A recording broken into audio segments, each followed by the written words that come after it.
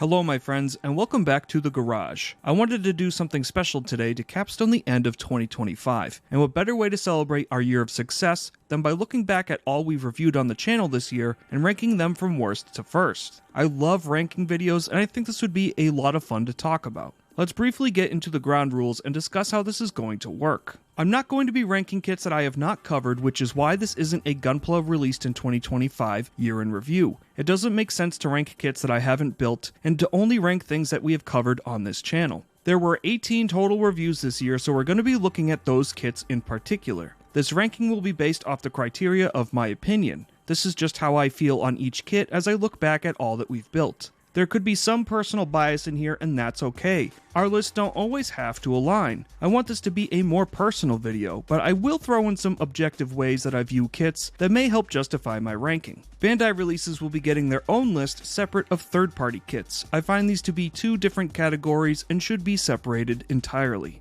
At the end of the video, we'll be announcing awards based on this ranking, which I think will be really fun and help honor each grade in their own way. We will have High Grade, Real Grade, and Master Grade of the Year, as well as Best Third-Party Kit of the Year, and one final award for Worst Kit of the Year, which can be from either category. We'll be going down the list of Bandai kits first, then third-party kits, and finishing the video with the awards. Before we dive in, if you liked the video, be sure to drop a like and maybe even consider subscribing. We're always talking Gundam on this channel, and it would be great to have you here as a part of the Gunpla Garage community. Without further ado, let's dive into Bandai ranking from worst to first. Number 13. Starting off the bottom of the list, and by no means is this a bad kit, we have the high-grade Bokata's Gelgoog from G-Quex. While making this ranking video, I was trying to think of the kit I had the least memory and fun with, and sadly it came down to this one. I find this kit to be really good actually, and even a step above Sugai's Gelgoog, but over time it's just a kit that impacted me the least out of all the others that we looked at this year.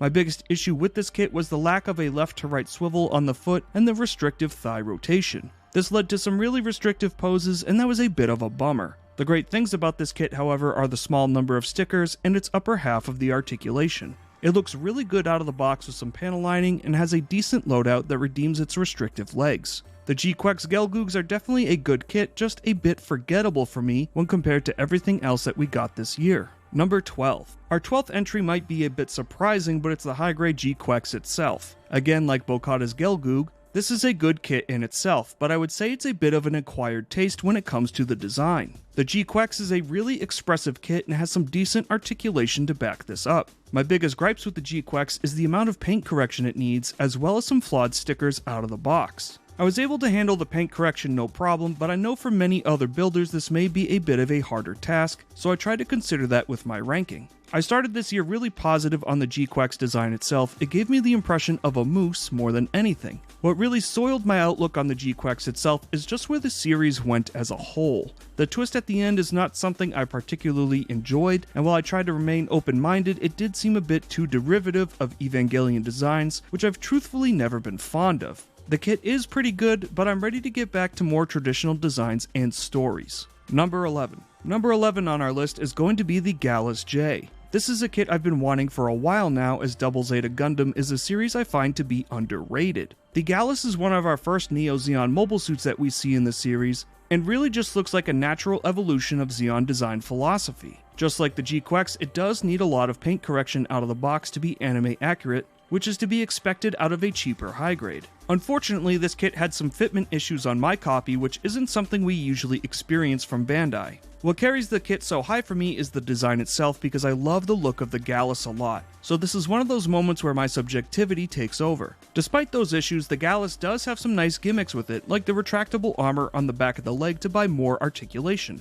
Speaking of which, the articulation is also pretty decent considering how bizarre the design is as a whole. Its Master Grade-esque finger and menagerie of accessories is also a big bonus. It might be a hot take to have this above the G-Quex, but the design ultimately is what pushes this over the G-Quex for me. Number 10. In our 10th spot we have Master Grade the O. I don't think this will be too surprising to see at this placement after my review of this kit. The O is a fun kit, but its main gimmick is just the fact that the design got a full Master Grade release in the first place. The unfortunate thing about the O is that it needs some significant paint correction in all of the thrusters as well as a few other areas. The internals of this kit are also a bit more basic when compared to other master grades of even the same time period. All that being said, it's a big beefy kit that has a lot of shelf presence and really looks great in this larger size. For me personally, I'm always a big fan of having a companion kit to display on my shelf, so this will be perfect next to my Zeta Verka once it's finished. Once I get the chance to add decals and give it a good matte top coat. The design does a lot to carry this kit above others on this list, as does its rarity and novelty of the O finally being available in 1/100 scale for less than $300 street price.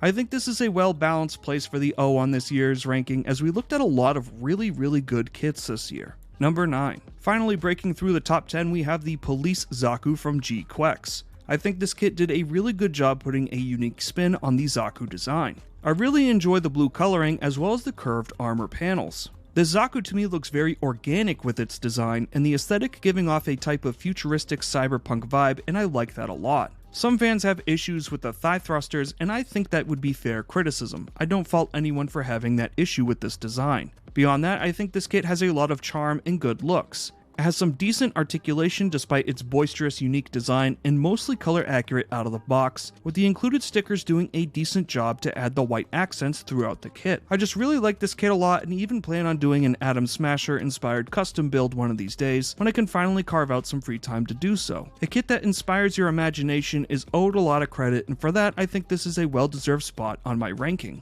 Number 8. Our 8th kit is another divisive one. It's the high-grade Red Gundam from G-Quex. This is the Gundam after Char stole it and had his custom spin put onto it. For this design of the Gundam, I quite like the red color significantly over its original Gundam tricolor scheme. The red, black, and yellow color scheme plays well against each other and gives it that menacing look. The detail on Red Gundam is really nice, and the bits are a nice addition as well. With the additional mounting positions on the body, we can come up with some nice poses using the bits as additional weapons. For downsides, the kit does need a lot of paintwork, especially on the bits to be accurate, but the great articulation and brutal aesthetic of the Red Gundam really elevates this build to a higher standing above the other high grades that are on this list. Number 7. For our 7th slot, it's going to be a big boy. It's the high-grade Psycho Gundam Mark II, a kit I have been wanting for quite a while. Ever since we got Penelope, Nightingale, and Destroy Gundam's beginning of the year the past couple years, I've been hoping the Psycho Gundam Mark II was going to be coming soon. Thankfully, those prayers were answered.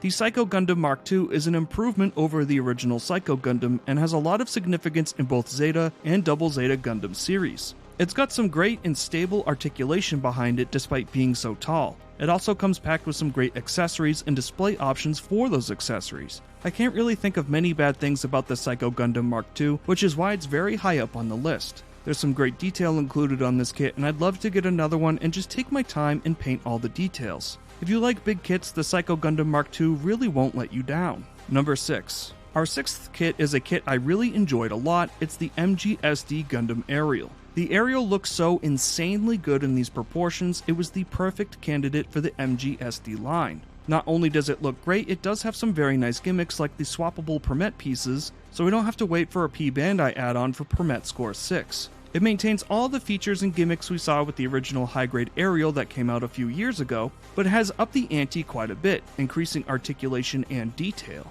The inner frame looks really nice, and using an adapter it can even use the Mirasol flight unit. The only issue I can think of would be some fans probably having some Aerial fatigue by the time this kit came out, but the molds are so similar to other designs like Aerial Rebuild or Calibarn that I'm hoping we get one of those next, as those would look really good in these MGSD proportions. Aerial was not only a wonderful addition to the MGSD lineup, but also to my display shelf as well. Number 5. Our 5th entry on this list is going to be our last high-grade kit on the list. This is the high-grade Rebelwolf. The Rebelwolf is a premium Bandai kit, and this is the only bad thing about it. The articulation, details, aesthetics are all incredible. I cannot stress how good this kit is. While the building experience can be a little complex, it makes for a solid kit once everything is completed. This is a very bulky and robust design, and Bandai engineered this kit very well. It would have been very easy to release this kit with simple articulation, but they went the extra mile to make sure that it was as expressive as a Rebelwolf kit could get,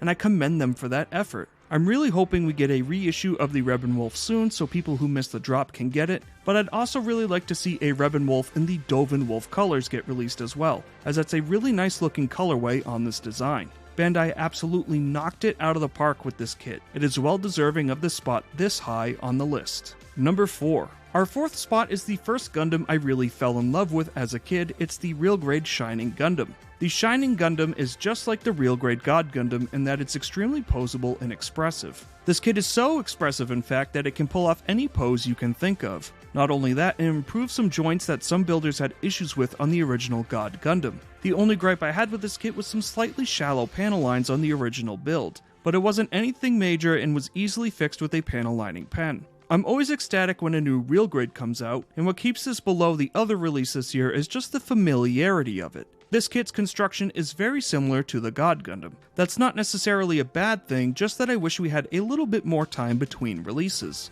This is still an incredible kit and the best that the Shining Gundam has ever looked in kit form. Definitely not a kit to sleep on. Number 3. Our third spot in our ranking and owner of the bronze is the real grade Wing Gundam Zero. This kit barely edges out over the Shining Gundam, and that's mostly due to it being a new mold and a fresh build. Even though this is our fourth Wing Gundam iteration in real grade, it's different enough from the others that it felt like a brand new build. The sleeker proportions of the body look great to me, as does the gray and white color scheme throughout the body. The increased size of the wing binders looks good to my eye and really makes for some incredible looks for this kit, especially when it's on a stand. That way you're able to get full advantage of all that articulation within the binders. There is a gripe I have with this kit, and that's the shoulder ball joint that really seems unstable to me and is probably suspect to get loose. I wish this was a peg and socket joint, as it would have taken a lot of the slop out of this kit's shoulder. Beyond that, the kit does have a little bit of issues balancing because of those larger binders, though it can still balance just leaning forward a little bit.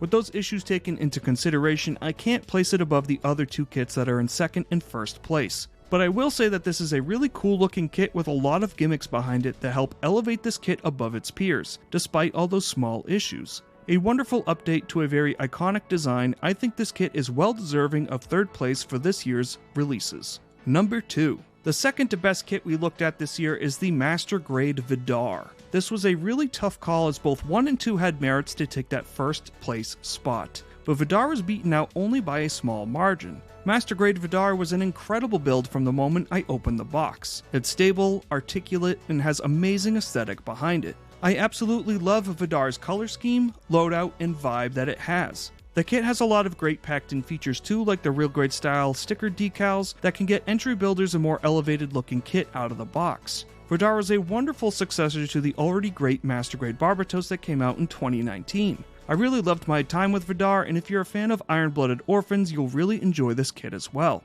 This kit absolutely deserves to be second place. Number 1. Our number 1 slot, and I'm sure no surprise to anyone, it's the Master Grade Gundam Barbatos Lupus. What puts the Lupus above Vidar is the improvements to the inner frame, primarily in the waist and torso section. I thought about this a lot, and that's really what does it for me. This increased articulation adds a lot of value to this kit over Vidar, and does so without sacrificing stability. Not only that, but the additional payload of weapons and gimmicks really adds to this kit as well. There's no parts formation here for the sub-arms, which is a nice touch. My biggest issues I had with this kit is a weird seam line on the arm, as well as the price being a little expensive over here in the USA. But this is the best that Barbatos Lupus has ever looked in kit form, and with that being my favorite iteration of the Barbatos, I'm glad it got such a near perfect release out of the box. This is an incredible kit, and I honestly cannot wait to build another one with some weathering. I absolutely love this kit. We covered all the Bandai releases of the year, so let's get into our third-party list. There are only 4 kits on this list, so it won't take us very long to cover them.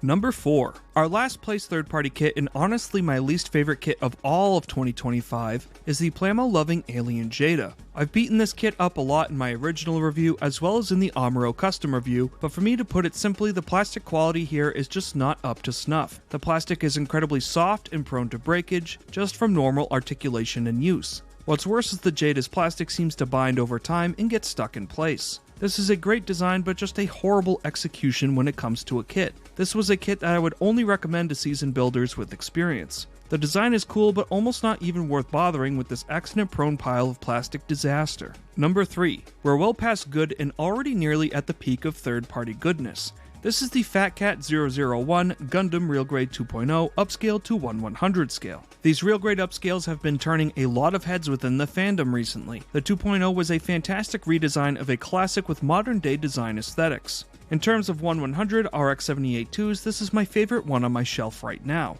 I do like the 3.0, but it's not anywhere near as solid as this RG 2.0, though there's 10 years difference between both designs, so it's not really a fair comparison. All aspects of this upscale are fantastic. The mold is well chiseled, making panel lining a breeze. There's a nice weight to the model from the high quality plastic. It includes the expanded weapon set and 2 core fighters, which was even left out of the original Bandai release. It even has a set of water slide decals. To be 100% honest, I can't think of much that's wrong with this kit other than maybe some large nubs and the occasional tightness on some limbs, but nothing as bad as the PLA Jada. I love the original Gundam design, but I like the number 2 spot just a little bit more than this one. Number 2. Coming in at number 2 for third-party releases, we have the Fat Cat 002 God Gundam Real Grade Upscale. Just like the RG 2.0, this is another design and proportional update to a favorite design of mine. The Real Grade has always been my favorite line, and while I do still prefer the 1/144 scale, I do like these 1/100 scale kits as well.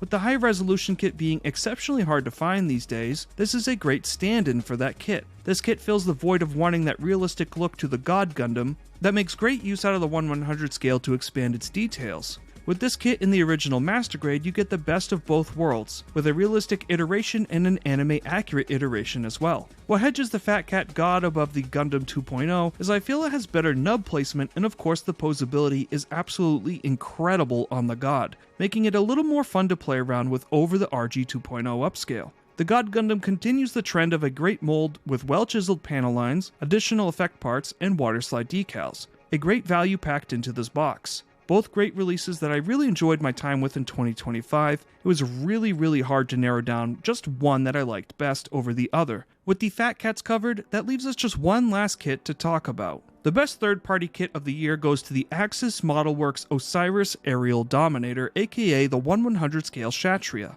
See, I pronounced it right this time, so I don't get a bunch of comments telling me it's pronounced Kshatriya, so you're welcome. This is a kit that people have been wanting for over a decade now. Bandai did tease us with an RE100 Kshatriya back in the day, but that has not happened yet, unfortunately. What was unexpected about this release was the amount of detail and care given to it. This kit is more of a mini perfect grade than just a master grade, incorporating a very detailed inner frame and open hatch gimmicks throughout the entire build. Not only that, the realistic surface detail and separated colors really enhance the overall aesthetic, bringing the iconic Kshatriya design to life in ways we've not seen before. This was a long build taking me about 2.5 weeks to complete, with the greatest number of pieces I've seen on a Gunpla kit. You can absolutely get lost in this kit detailing the frame with paint and panel lining. The best part about this kit is it's stable through and through. I was able to pose this off and on a stand and was really impressed given its all plastic construction. My only gripe I had was that the plastic was a little porous, which made panel lining a bit more time consuming. But this was easy to look past as I finally got one of my favorite designs in an incredibly detailed 1/100 scale model kit. This kit is absolutely the cream of the crop and the best third-party model kit I looked at the entire year of 2025. I do have a few honorable mentions I'd like to talk about before the outro. The high-grade 1990 Gundam was really a trip to take a look at. It was fascinating to see how Bandai was already engineering flexible joint technology back in 1990 for 1/144 scale kits. This is the progenitor of modern-day real-grade kits. This kit is discontinued now and wouldn't have been covered if it wasn't for the extremely generous channel donation, which I'd like to give a big thank you to. I absolutely loved this kit, but I wanted to keep it fair and give it its own spot here in honorable mentions because it's not fair to stack up against those other more modern kits. Another honorable mention will be the Full Mechanics Barbatos Lupus. This is the only Full Mechanics kit that I've built and even looked at on the channel, and with such an uncommon grade, I wanted to keep it simple and only judge the core 3 grades that we usually see for our first year in review ranking video. I won this kit during a charity stream earlier this year, and was a wonderful coincidence seeing as this kit hadn't been printed in a while, and I was able to compare this to the full Master Grade release without spending triple retail value to get it. Maybe next year if we cover more Full Mechanics or RE100 kits, we'll add this stuff to the ranking, but for now it's just going to stay an honorable mention. Finally, our last honorable mention is going to be the 107 Toys, aka Maintenance Team, joint repair parts for the Real Grade Akatsuki. I wanted to mention these upgrade parts, but they're not a full kit, so it didn't feel fair to put these up against the other third-party kit releases. This upgrade joint is incredibly simple and immediately fixes all the issues with the real grade Akatsuki. When we did our custom painted build in February, I was honestly pretty shocked that this upgrade was all it took to fix the kit. Even with the Owashi backpack on, the Akatsuki doesn't lean backwards and stands tall and straight. If you had any reprehension to the real grade Akatsuki, the 107 Toys upgrade is all you need to fix it and is well worth the price to pay. With this repair in place, this has become an excellent real grade release. That does it for our countdown. Time for the final awards. The best high grade kit of the year is the Rebin Wolf. The Rebin really is quite an impressive kit from the high grade line. The best real grade kit of the year is Wing Gundam Zero, an exciting new design on a nostalgia classic for a lot of fans. The best master grade of the year is the Gundam Barbatos Lupus, for taking an already great frame and expanding on it to give us more articulation and abilities, as well as its great proportional update to the Lupus. The best third-party kit of the year is the Axis Modelworks Osiris Aerial Dominator, which I'm sure is not a surprise to anybody. This is one of my favorite kits of the entire year in general, and I'm very happy that we finally got a 1/100 scale Kshatriya. Finally, our worst kit of the year in 2025 is going to be awarded to the Plamo-loving Alien Jada, for being flawed and soft out of the box, which is quite a shame given it's such a cool design. That's going to do it for me in this ranking video of the kits we looked at in 2025. 2025 was a really successful year here at the Gunpla Garage. I cannot thank you all enough for supporting me and the channel. Your wonderful comments, likes, and subscriptions really mean the world to me. You guys make the impossible possible. Until the next video, be sure to stay safe, have fun, and happy building.